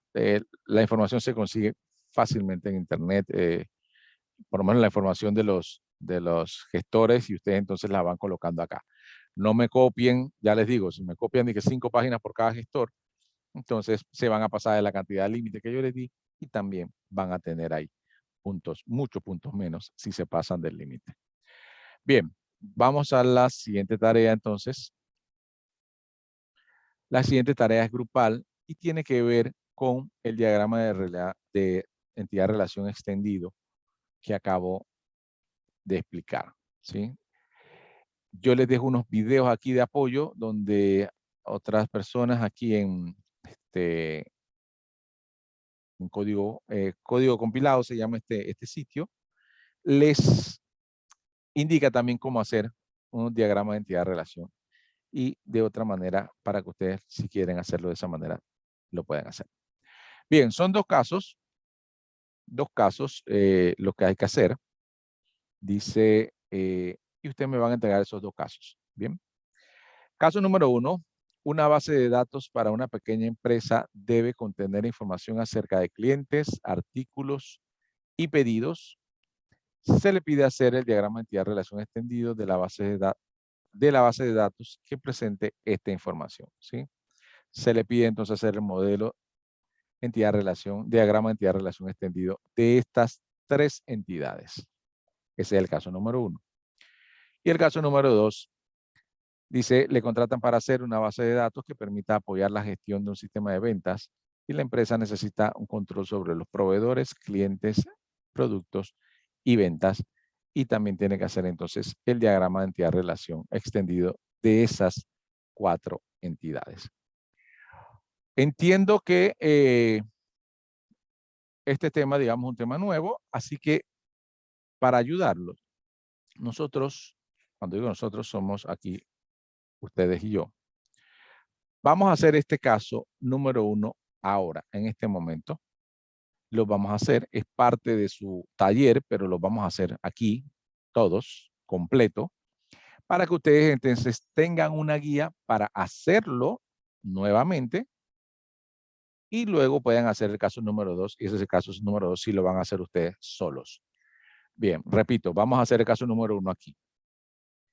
Pero ese caso número 1 que hagamos aquí, ustedes también lo van a hacer en su casa, ¿sí? Ya para poder hacerme la entrega. O sea que ustedes me van a entregar este taller con el caso 1 y el caso 2, ¿sí? Aunque el caso 1 lo hagamos aquí, tienen que entregarlo. Eso es lo que les quiero decir, porque hay veces que les indico esto y por alguna razón solo me envían el caso número 2. Y las veces que ha pasado eso, esas personas han sacado 50 puntos, 50 de 100, porque no me envían el caso 1. ¿Sí? Le estoy pidiendo entonces, envíenme el caso 1 y el caso 2 para poder obtener sus 100 puntos. Si no me entregan el caso 1 y el caso 2, no tienen los 100 puntos. Bien, vamos a hacer entonces el caso 1. ¿Sí? Fíjense entonces las entidades, clientes, artículos y pedidos. Eso es lo principal que tenemos que ver. Bien, me voy a ayudar entonces con la presentación para hacer este caso. Bien, en el caso número 1, entonces vamos a hacer el diagrama de entidad-relación para clientes, pedidos y artículos. ¿Sí? Caso número 1, lo vamos a hacer aquí. ¿Qué tienen que hacer primero antes de empezar a hacer los dibujos? Establecer el orden cómo va el flujo de los datos, ¿sí? Normalmente si tienen cliente, inicien con cliente, ¿sí? Tienen cliente, ¿verdad? Tienen cliente, también tienen pedido, tienes artículos. Entonces tienen que analizar un poquito ahí y pensar un poquito. A ver, el cliente cuando va a comprar algo, ¿qué hace? ¿Hace un pedido o va directamente a tomar el producto? Cuando voy a hacer estos pedidos, digamos Joytech o lo que sea, ¿hago un pedido o compro o voy directamente a los artículos? Por lo general, ustedes hacen un pedido. Entonces, el cliente lo que se va a relacionar es con el pedido. Así que ese sería, digamos, el flujo correcto. Ahora, el artículo, ¿se relaciona con pedido o se relaciona con cliente? ¿Sí? El artículo se debería relacionar con pedido. ¿Por qué? Porque en el pedido se hace la selección de los artículos. ¿Bien? Entonces, pedido se relaciona con artículos. Ahí está. Fíjense que lo primero entonces que ustedes tienen que hacer es establecer, este es un pequeño dibujito, o sea, no tiene nada que ver con el diagrama, pero les estoy diciendo cómo lo deberían iniciar. Cliente se relaciona con pedido y pedido se relaciona con artículo. Así debe ser el flujo. Lo primero que hacen es establecer el flujo, ¿sí? ¿Por qué le digo esto? Porque hay casos en que me han hecho el diagrama y me hacen cliente con artículo y después de artículo con pedido y está mal.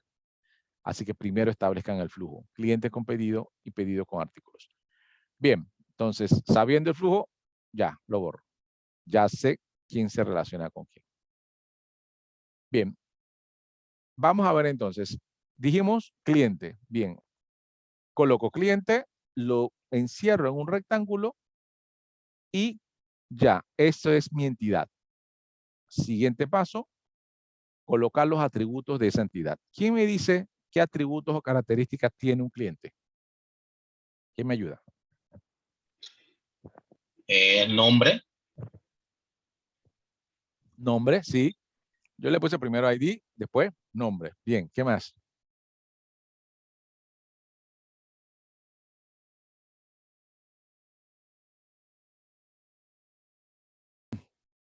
¿Qué más tiene un cliente?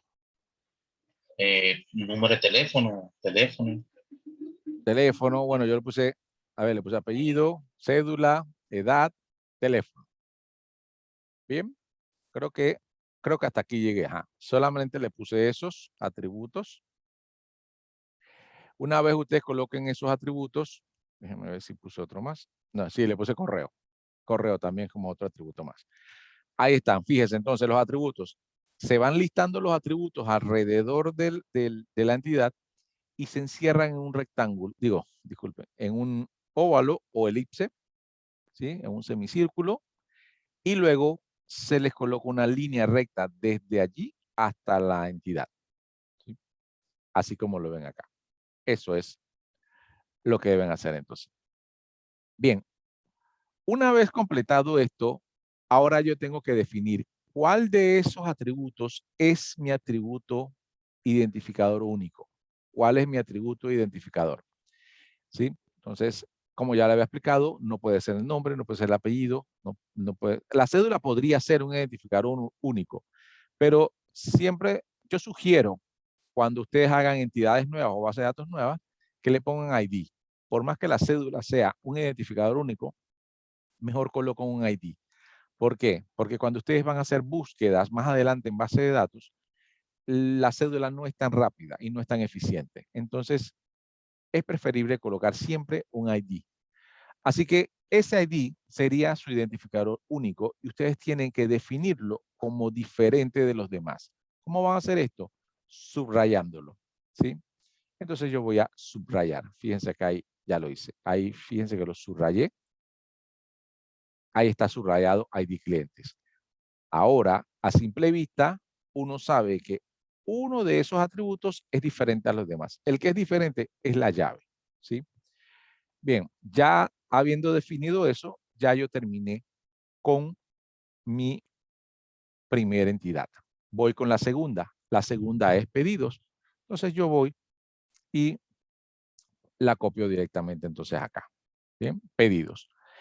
¿Qué atributos tiene un pedido? Bueno, tendrá un ID pedido, tendrá una fecha, tendrá un monto del pedido, ¿sí? Digamos que para agilizar el tema, yo lo voy a colocar directamente acá, ¿sí? ID pedido, fecha, total. Vamos a dejarlos hasta ahí, hasta esos 3 atributos. ¿Qué tengo que hacer ahora? Identificar o indicar cuál es el atributo identificador o único de pedidos. Bueno, y no es más otro más que ID pedidos, ¿verdad? Entonces lo voy a marcar. Ahí ya lo marqué. Ya tengo mi atributo identificador. En mi entidad pedidos, ya tengo las 2 entidades listas. Ahora necesito establecer una relación. Voy a borrar el título acá arriba.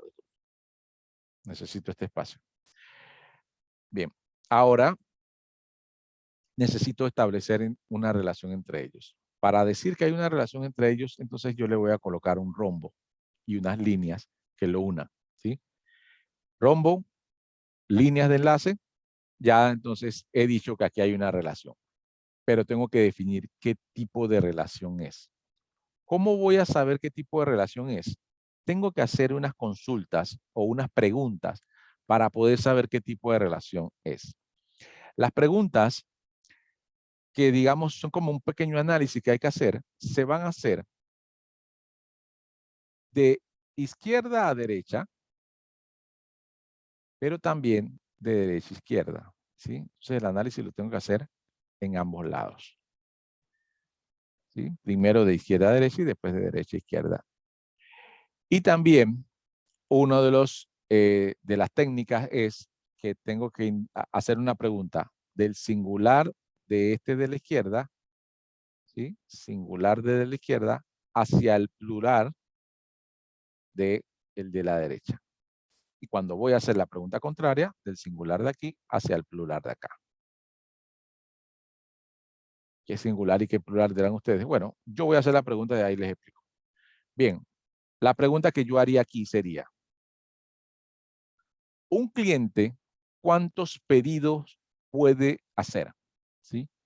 Esa sería la pregunta. Y fíjense que, ¿por qué le digo singular? Singular del cliente, plural de pedidos, ¿sí? Entonces, porque yo necesito saber un registro de clientes en cuántos pedidos o cuántos registros de derecha puedo tener. Bien, entonces, ¿cuál será la respuesta ahí? Un cliente, ¿cuántos pedidos puede hacer? O sea, si yo voy al KFC y formo la fila y voy a hacer un pedido, ¿cuántos pedidos puedo hacer? ¿Uno o muchos? Muchos, creo yo. Muchos, claro, porque Muchos. sí, claro, yo compro un combo y me voy a sentar y cuando se me olvidó el patelito y regreso y hago otro pedido. Nadie puede evitar que yo haga otro pedido. O sea, un cliente puede hacer muchos pedidos, ¿sí? Así que la respuesta aquí es que un cliente puede hacer muchos pedidos y se representa así, de uno a muchos. Esa es la respuesta. Pero no acabo aquí. Ahora tengo que hacer lo contrario. El singular del pedido, voy a hacer la pregunta hacia el plural de clientes. Y la pregunta sería la siguiente. Un pedido, ¿de cuántos clientes puede ser? ¿Sí? Ahí cambio entonces la figura. Yo voy y hago el pedido y la chica me dice, el pedido 25 es el suyo, señor. Ok, pedido 25. Ahora, ese pedido 25, que es uno nada más, ¿a cuántos clientes le pertenece? Ese pedido 25 que me dio, el número 25, que es el pedido 25, solo le pertenece a una persona. Es más, en algunos lugares le preguntan hasta el nombre. O sea, un pedido le pertenece solo a una persona. Entonces aquí la respuesta es de 1 a 1. Un pedido solo le pertenece a un cliente. Bien, ahí entonces, ¿qué decidimos cuando las respuestas son diferentes? Siempre queda el mayor, ¿sí? El mayor es este, por obvias razones, de 1 a mucho y este de 1 a 1. Este no queda, el otro queda, ¿sí? Entonces, cuando hacemos este análisis, queda el mayor como la relación que prevalece. Y ya entonces podemos borrar las preguntas. Y queda entonces la relación establecida. Bien. Allí ya le indico al diagrama o al diagrama de entidad de relación extendido que la relación que existe entre clientes y pedidos es de 1 a muchos. Bien. No he acabado porque entonces, una vez establecida la relación, hay una regla que dice que entonces la llave principal de la entidad que dijiste que tenía 1, debes copiarla acá a la otra entidad y relacionarla, ¿sí? Eso es lo que voy a hacer, ¿sí? Y eso es lo que dice la regla una vez establecido que vas de 1 a muchos. Bien, entonces, fíjense, yo lo voy a hacer aquí y él automáticamente me lo va a ir llevando hacia allá. Me lo lleva hacia allá y me lo relaciona. Y fíjense que es una llave foránea, por lo cual también la voy a marcar. ¿Cómo vamos a hacer? ¿Cómo vamos a establecer que es una llave foránea? La vamos a subrayar, pero con guiones, para que se vea diferente y también sepamos que no es la principal. Entonces, subraye con guiones, ahí no se ve mucho. Pero la idea entonces es que ustedes subrayen aquí con guiones y esa es la llave foránea, ¿sí?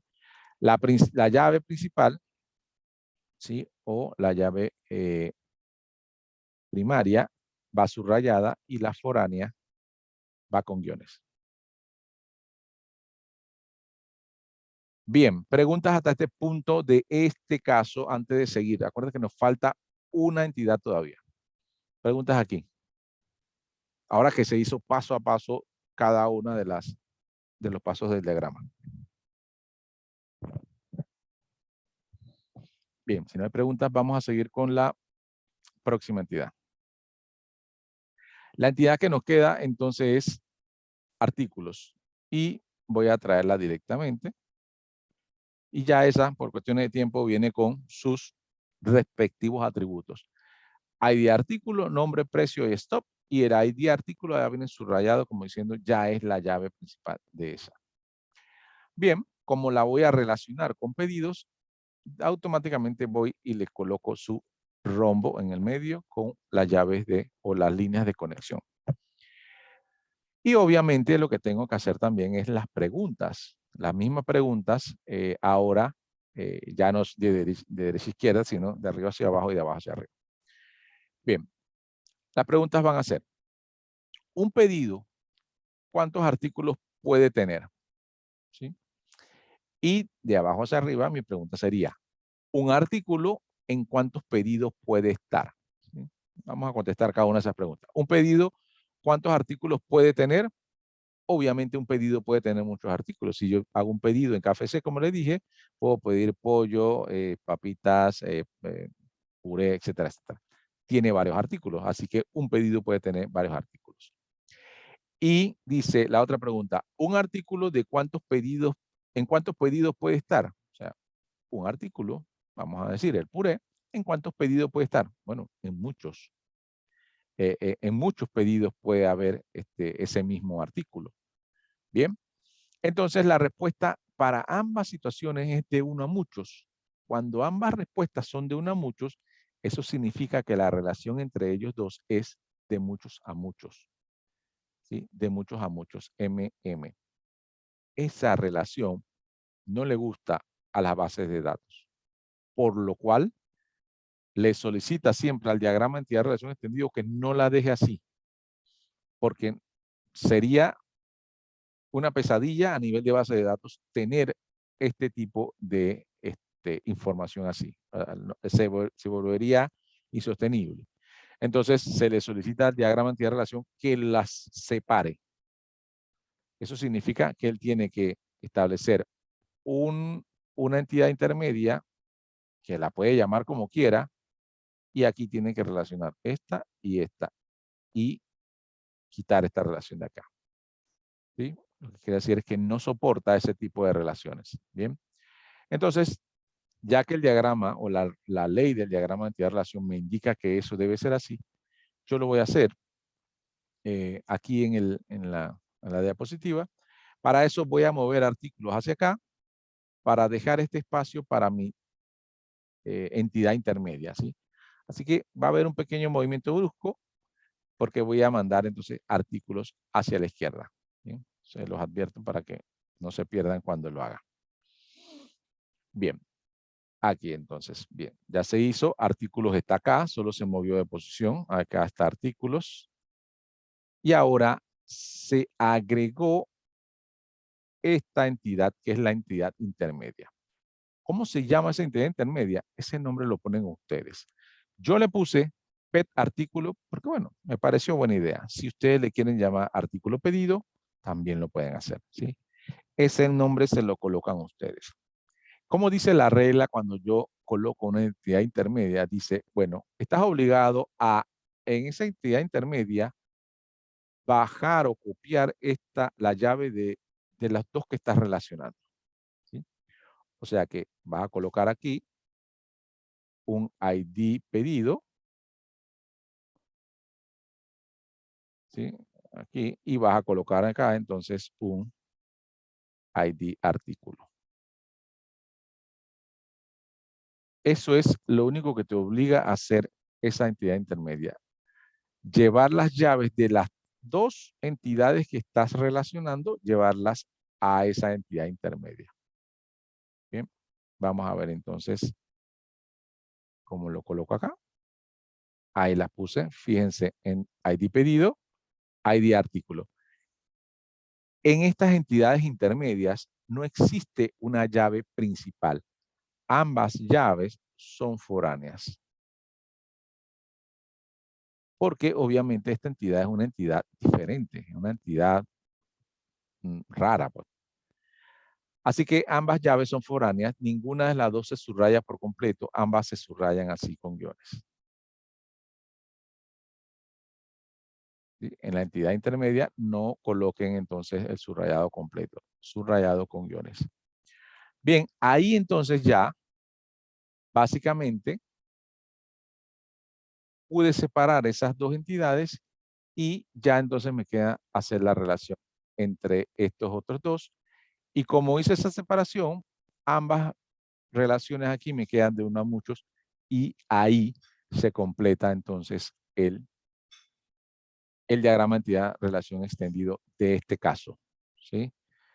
Ahí entonces están las tres entidades que nos pidieron, clientes, pedidos y artículos, y tuve que agregar una entidad intermedia porque así me lo pidió el diagrama, porque encontré una relación de muchos a muchos. Este es el caso número 1, ¿sí? De nuevo se los coloco acá. Y tienen que hacerlo ustedes igual, pero tienen que hacerlo. Lo que quiero decir con esto es que no aceptaré si alguien hace un copy-paste de esta pantalla, porque obviamente esto está grabado, y después hace un copy-paste y me la pone como su entrega del caso 1, no lo acepto y le pongo 0 en ese caso, porque yo no quiero que haga un copy-paste de esto. Quiero que lo hagan igual, pero ustedes, ¿sí? Háganlo igual, pero ustedes. No me copien la pantalla que está ahora mismo aquí, porque no vale, así no vale. Tienen que hacerlo ustedes. Bien, entonces, este es el caso número 1. Ustedes tienen que hacer el 1 y el 2 y entregármelo, grupos de 3 o 4, y entonces ahí tendrán un 15% de su nota simplemente con la entrega de esos dos. Recuerden, lo primero que tienen que hacer es establecer el diagrama o el flujo de datos de las entidades del caso, ¿sí? Para eso voy a irme otra vez acá y quisiera ayudarlos con el flujo de esto, ¿sí? El flujo de esto vamos a iniciar de nuevo por clientes, ¿sí? Clientes se debe relacionar con ventas. Ventas se relaciona con productos y productos se relaciona con proveedores, ¿sí? ¿Sí? Es para ayudarlos. No me hagan otro flujo, por favor. Cliente con ventas, ventas con productos y productos con proveedores. No todas las entidades se tienen que relacionar unas con otras, no. Tiene su flujo. Para este caso número 2, cliente con ventas, ventas con producto y producto con proveedores, ¿sí? ¿Por qué? Porque los productos y los proveedores se relacionan entre ellos, ¿sí? Los proveedores son los que suplen los productos, ¿sí? El cliente va y hace la venta o consume una venta. Ventas en este caso sería casi lo mismo que pedidos en el caso anterior, ¿sí? Clientes ventas, ventas producto, productos proveedor. Bien, preguntas. Ya para cerrar. Creo que una pregunta, ¿eso se hace en Word? Lo pueden hacer en Word, sí, lo pueden hacer en Word. Ahí tienen las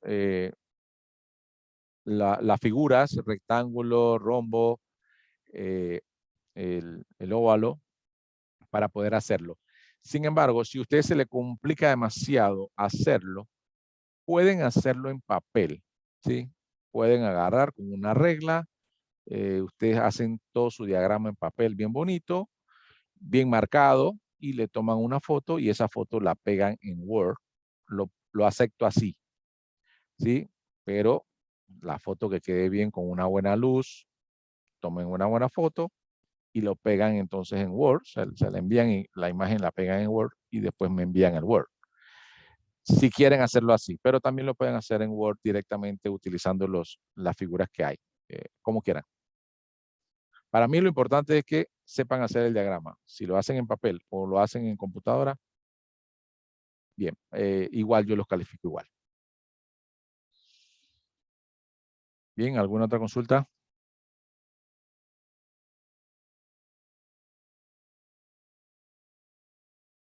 Acá tienen hasta el 21 de marzo también para entregar esta actividad. Bien, estimados, si no hay otra consulta, entonces vamos a quedar hasta aquí. Hoy fue una jornada un poquito larga, pero bueno, esta primera clase siempre es un poco más larga. Bueno, por obvias razones hay mucho que explicar, entonces por eso se hace más larga. Bien, estimados, entonces recuerden, tienen dos actividades esta semana, la actividad individual, la investigación, y la actividad en grupo, que es estos dos casos que me tienen que entregar los dos casos, recuerden, no uno, los dos. Bien, chicos, que tengan buenas noches y nos vemos entonces el próximo martes. Saludos. Buenas noches, profesor. Hasta luego. Buenas noches. Profesor. Hasta luego. Buenas noches, profesor. Buenas noches.